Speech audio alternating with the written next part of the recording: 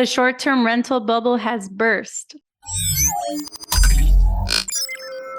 What's up, guys? Welcome to another episode of Invest Iowa. Today, I have Amanda and Oscar from Nepali Properties, and today we're going to talk about, like you said it, the short-term rental bubble is it's either done or is about to be done, right? But she's got some data with her, and we're going to talk about that. So thank you so much, guys, for coming, and I appreciate the invite. Where are you guys located again? We're in Southern California. I'm in Yucca Valley. Oscar's in Los Angeles. Okay, and could you make an introduction? Why should people listen to you? What can you Yeah, teach us? absolutely. So my name is Amanda Fornelli. I'll give Oscar an opportunity to introduce himself as well. But we're with Nepali Properties. We're a family team. It's Oscar, myself, and our third partner, which is my husband, David. We've been investing since late 2019, and we've been able to scale our business and our portfolio quite fast using a lot of really effective strategies.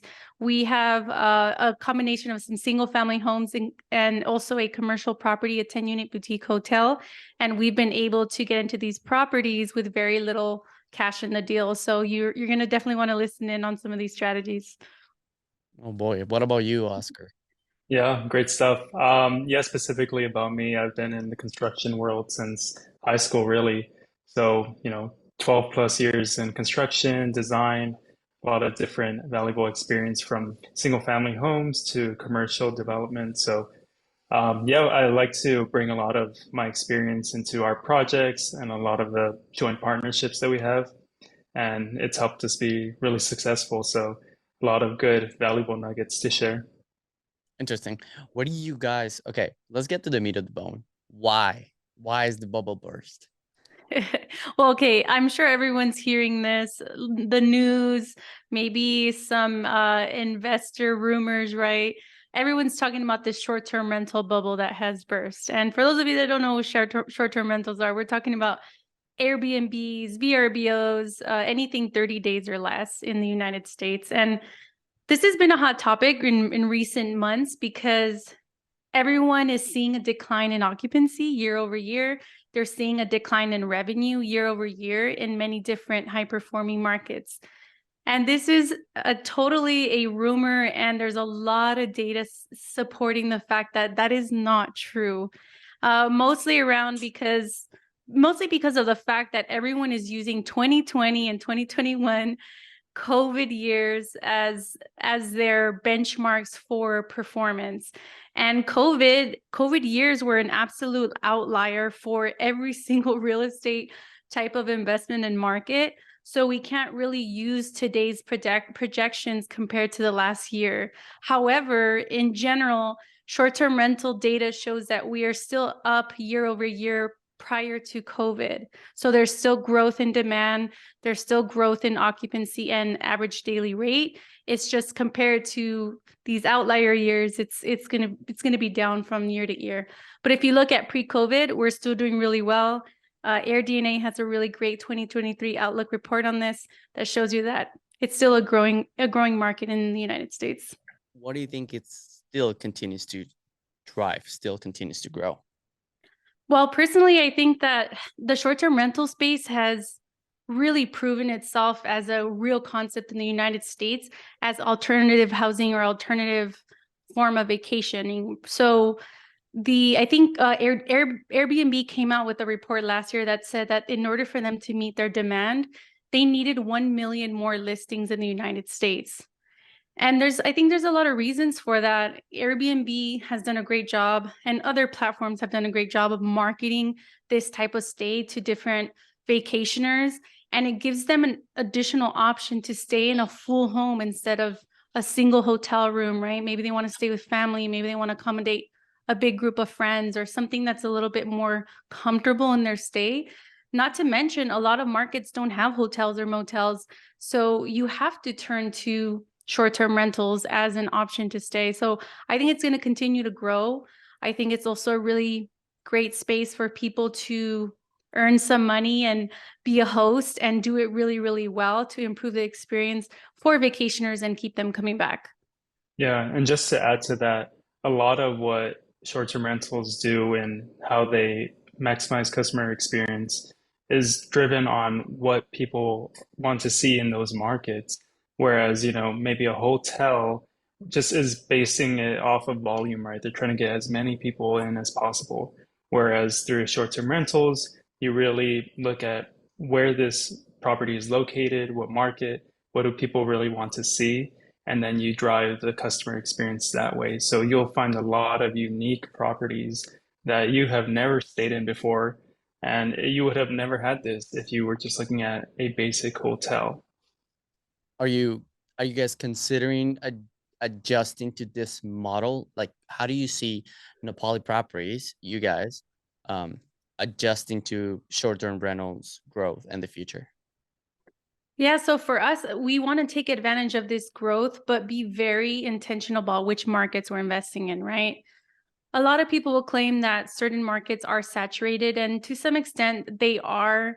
I think that you need to just work harder to compete, but we want to continue to capture this amazing growth in this segment by also looking at a state. We're looking at other states right now and other markets where we can capture that growth, perhaps especially in emerging markets where maybe it's 20 minutes from a saturated market, but it's still growing and there's a lot of opportunities. So we do plan to take advantage of this growth, not to mention we talked about this 10-unit boutique hotel that we purchased last year. It's currently under renovation. It's 10 units, as we said, and we're going to be actually applying a hybrid business model, which is so exciting because you can actually rent out a single room in the hotel, but during peak season or weekends, we'll actually be offering a full buyout method, a full buyout option. So you can go on Airbnb and rent this entire hotel, all 3 buildings, 10 suites, with the with the pool, with the clubhouse for 26 people. So we are jumping on this short-term rental wagon and now applying it to the boutique hotel space, which is becoming even more and more popular as a strategy right now. Oh, wow. I Yeah. didn't even know about this strategy. Tell me more. Yeah, Oscar, did you want to add to that? I was just going to add the reason that we're applying this model in our Palm Springs market is that there are so many different events. You have Coachella, Stagecoach, tennis tournaments, all of these different events that drive people to the Palm Springs area. So when you're entering a new market, you want to look at not only where it's based, if there's a national park or something like that, but also what major events are that is a city bringing to that area that will bring people with it. So, in terms of the business model itself, it is a newer model. I haven't heard about it until, the past year or two.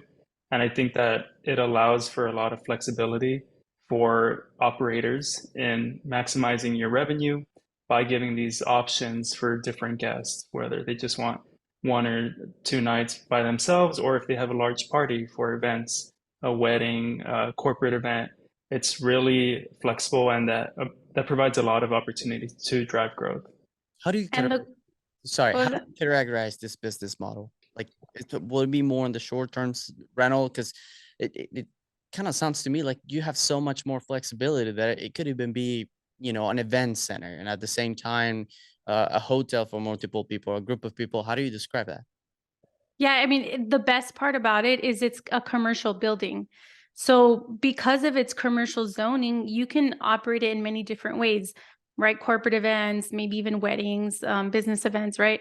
So that is really, really phenomenal. The advantage also of doing something at this scale that you operate like a short-term rental is you're pretty much getting the equivalent of 10 short-term rentals in one building or in one unit.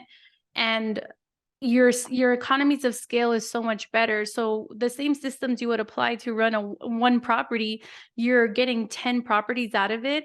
And the one thing that we haven't mentioned is we plan to make it fully automated and keyless. So no on-site staff. That's going to lower the overhead. We're going to see the same or even better revenue as your standard hotel, but with much less operational expenses and less overhead, which makes it so much more valuable. So systems in place. Correct. How's that changing your business? How's that changing the business model? The systems? Yeah, the systems. systems in general, meaning software, like everything that takes away the human interaction. Well, Oscar loves the word systems. We're very systems oriented, and Oscar's like really, really big on putting systems and processes into place for our business.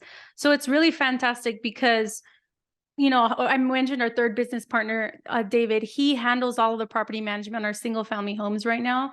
So a lot of those automated softwares, whether that's dynamic pricing, whether that's the property management, managing cleaners, vendors, we're able to apply that to this new business model. And like I said, we're going to get so much more juice out of the squeeze, right? We have now 10 units that are producing income with one set of systems, one set of software. So it's just, again, the economies of scale is there. It's so much more valuable because the revenue is going to be way, way more than a single family home with more or less the same amount of work in managing the actual property. Oscar, with systems, have you seen a new generation of businesses that have come up in the market because of the short-term rentals or well, that business model? Yeah, it seems like they're popping up every day. And, David, our other business partner, can speak really well to this, but there are so many different platforms that are really catered to short-term rental hosts and how to maximize your average daily rate or, your guest experience, just different automated tools that help you just create better systems that minimize how much time you spend on the business every day. So it's just like everyone saw the opportunity and everyone's going for it because they know that if you can provide value, then people will want to pay for that. Wow. And I'll give you an example. Here in Des Moines, Iowa, there is a high demand for a reliable cleaning service for short-term rentals. Is that something that you guys struggle as well in California? Yeah, Yeah, absolutely. I would say finding reliable, great cleaners in most markets. It's usually a challenge, right? And the ones that are very good are usually already taken or booked. So yeah, that's definitely a service that needs improvement. What other yeah. services you see missing? In the short-term rental space? Yes. Yes. Well, I mean, I think right now there's a lot of companies coming out that are supporting the short-term rental space, and we always talk about the analogy, like, remember the gold rush, right? Like, people were making money from selling shovels, right? Like, those, you're making money through those like tertiary services or markets, and this is just becoming a really huge opportunity for a lot of companies to come support short-term rental operators, everywhere from data and market research and analysis, all the way to softwares to manage handyman, cleaners, sourcing your teammates, right? To price, dynamic pricing. There's something for everything, and now there's even creating more and more competition in every single service. But I can't think of anything that is missing per se right now. I mean, maybe we don't know what's missing, right? But right now we're able to pretty much touch on every topic. Oscar, would you think anything is missing in the space currently? Yeah, I mean, one thing that we don't see too much of, and which we're already developing, and we're, soon to really market this, is the turnkey for you system. So anytime a client wants an Airbnb, a short-term rental, but they don't have the time, the experience, the know-how on how to set one up, that's what we're providing for people. So that is a very valuable service because if you've ever managed a construction project or try to create your own design or manage the staging and installation and all of the logistics that go into a short-term rental, it can be a headache. And if it's your first time doing it, you might take 5 times as long going through this process. So, in terms of other solutions that are missing, I would say that's a key one. But I think in terms of the software and the technology, there's a lot of different really good platforms out there, from data to analytics to pricing to managing cleaners. There's so many valuable resources. From your construction background, do you see any uh, buildings designed for short-term rentals? Is that even in the conversations? So are the developers working towards making buildings that are designed for short-term rentals?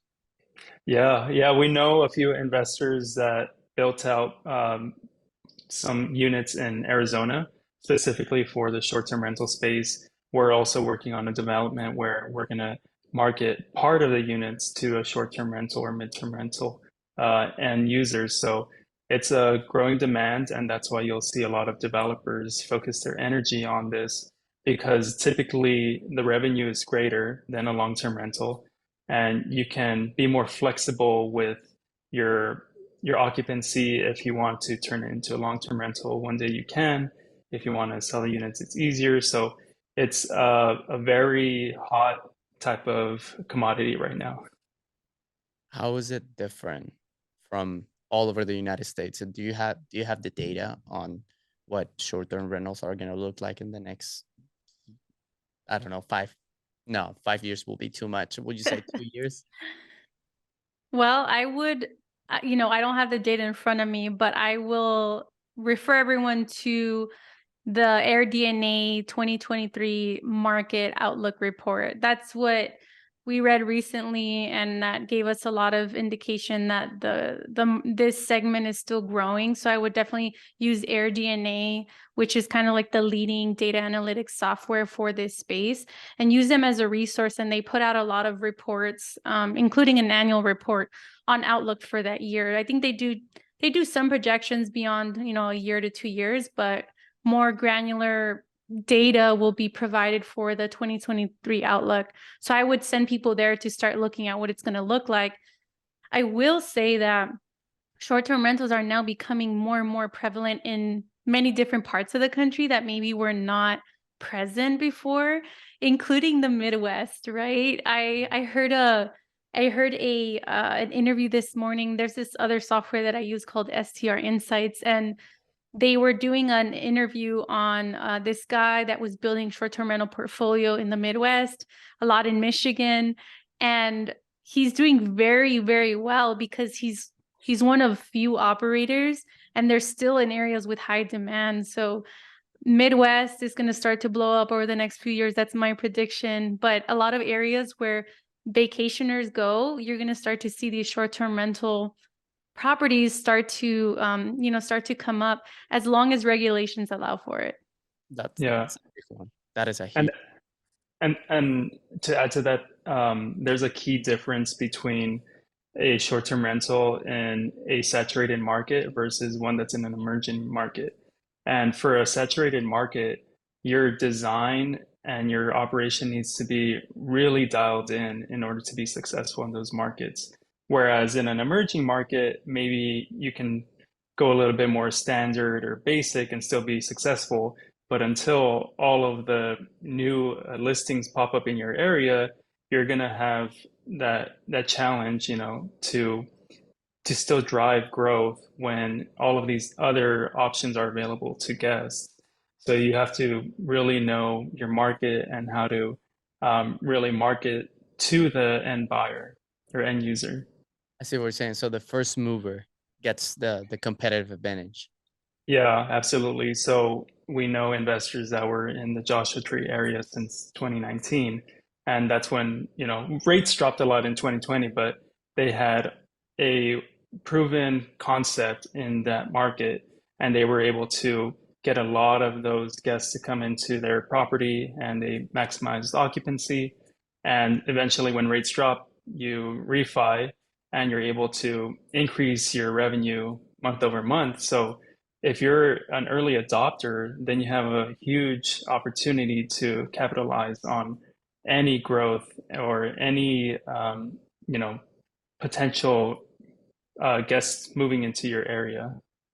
Moving Yeah. from moving from the short-term opportunity that you guys have, how do you relate this with private money lending?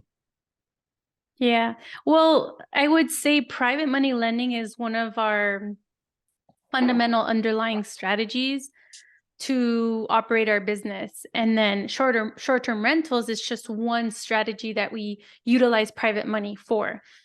But private money can be used for any real estate strategy, real estate investment strategy that you want. And so it's sort of a common thread amongst all of our deals.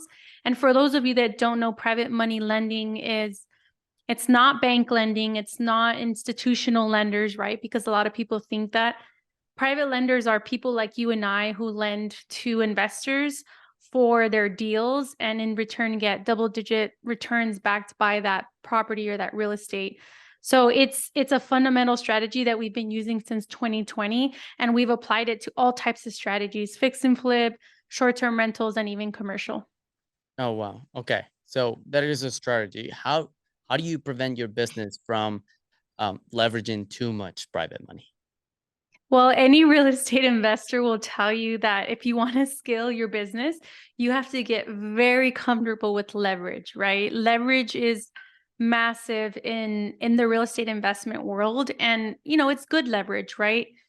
As long as you're underwriting your deals correctly, as long as you're buying correctly, your leverage is going to be healthy and it's going to be necessary to grow your portfolio. I mean, if you're going to wait until you pay down all your properties, you might be here for a really long time before you can get into the next one. So this is something that we had to also change our mindset around, is getting comfortable with a lot of leverage. And again, leverage is really, really good as long as you're structuring your deals correctly. What's a good practice when using private money lending? Well, with private money lending, I think one of the most important things to know is when you're raising private money from an individual, it's rapport-based lending. So this is relationship-based lending. So you want to make sure that you're establishing a strong relationship with that person before you go into a lending relationship. So we're talking about trust, credibility. You have to establish that, and it has to be mutually beneficial. Also, when you're structuring your deals, you want to protect your private money lenders, and you want to do so by underwriting your deal correctly, like I said, and you want to have an exit strategy. And what I mean by that is, how are you going to pay your private money lender back, right? Is it when you sell? Is it when you refinance? Is it through cash flow? Like, how are you paying your private money lender? So that's one of the best practices, is making sure that you have an exit strategy and you have a plan for repayment, or creating value for that private money lender so that they stick with you for deal after deal after deal. What do you think are the competitive advantages that you guys have that have allowed you to scale and move your business in the way that you are now? There are a couple things, and I'll let Oscar add to that too, but two, I think, really big important things. One is the most important thing that we can't replace, and that's this team. Our team is phenomenal. We have a really great team. The three of us work well together. How we have phenomenal skills and all have very different strengths that bring a lot of cohesion to the business. And we have distinct roles and responsibilities that help us operate very, very well. So I think that's one of our competitive advantages, is just our teammates. Really, it's how we work together. The second part of that, and I think looking back, I never realized how big of a competitive advantage it was, but it was the private money and learning how to raise money. Because we don't, we come from humble backgrounds. We don't have, historically didn't have all the funds to get into multiple deals, but by utilizing creative finance strategies like private money, it allowed us to go acquire several deals at a time. So that was a huge, huge competitive advantage for us, is understanding how to raise capital, deploy it, and then also, grow and scale our business from that strategy. Did you want to add to any of that, Oscar? Yeah, just based off your first point in growing a team, you really want to find people that complement your strengths, not match them, because you want to be able to support each other, fill in the blanks, and that's how you maximize your growth. It's really like rocket fuel when you have three different people that can complement each other that well and focus on their expertise, and that's going to really help you scale quickly. And then adding to what Amanda mentioned about private money, that's the key. If you have access to private money, and it's unlimited amount of money that you can really access, then you can take on any deal as long as it makes sense to you and your private lender. when you talk about the team, what are things that you would like people to think about your team when somebody asks them to describe no poly properties to them? Would you like to take that, Oscar? Or you want me to take it? I mean, we can probably team up on it like we always do, you know? So, Yeah. honestly, I think our team, we're super savvy, we're relentless, and we're really resilient. So, a lot of people backed out during this past year when rates changed and they were getting affected. But we just did an audible. We looked at what's an opportunity that we can really capitalize on while the market is doing its thing. And so we're really flexible in that way. And we've been able to really help each other grow. And honestly, we're always looking to improve as individuals and as real estate investors. Do, So we're joining different programs, we're going to events. So, always looking to learn and grow. do you think that your personalities match in one way or another, or you guys are distinct? And that's what I'm trying to find out, because a common concept for all people that are, developing the skills and developing the knowledge that it takes to get places, to be successful, is they know how to find partnerships, right? Find the right people, find how they can work together. Why do you think you guys are working? Like, why do you think, what makes Nepali properties work? Um, I think, do you want to take that? I was just going to make one quick point. You don't really want to find people that are very similar to you because you're not going to see different perspectives or different opportunities. You want someone that's going to challenge you to look at different, like at deals different ways and really try to grow in that way instead of just all aligning on the same thing and saying the same thing. You're not going to be able to tackle any different challenges that cross your path if you have the same perspective. So go ahead, Amanda. Yeah, we're all very different. We're all very, very different. Some of us are introverts, some of us are extroverts, some of us have different styles of communication, some of us have different strengths and how we approach problems. But that's what makes us a good team, like he said, because we're constantly pushing each other to think better or to, being a devil's advocate in every situation. So I think in many cases, you don't need to be 100% compatible, right? I would say maybe we're like 75% compatible and 25% of that is forged through a lot of work, right? You could be 100% compatible, but still going to be a ton of work to make sure that your team works well together, right? You have to communicate, you have to create these processes, you have to have these meetings, check-ins with each other. And it hasn't always been smooth sailing, but because of our shared vision and our shared there's one thing we do share. It's definitely our vision and I think our resiliency and our persistence that allows us to push through challenging times and always come to an agreement at the end. Gotcha. How do you, in one word, in one, how do you describe each of the partners of the team? What makes every individual so special? And like one word. Wow, it's each of us. So, gosh, I don't know, Oscar. Do you want to give a word for me and make it a I nice mean, one? So I know Oscar is systems, right?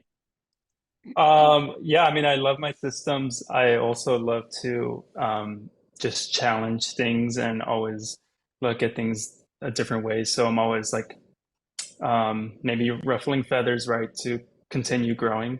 I would say Amanda's an amazing networker. She builds relationships with so many people and really strong relationships to the point where like they become family.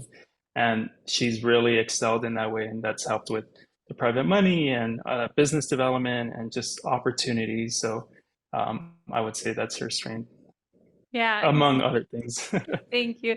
Yeah, and he's very much a visionary. A lot of the deals that have come our way, a lot of really cool opportunities that have come our way is from David and the relationships he's forged. So it works out great because we have both what we call the visionaries, but also like the integrators, right? Yeah. So we have people who bring the vision and who bring the opportunities, and then you have people who are more detail oriented and more, so it's a really, really great balance overall. And I think that it works for all of the key areas of the business to make it really successful.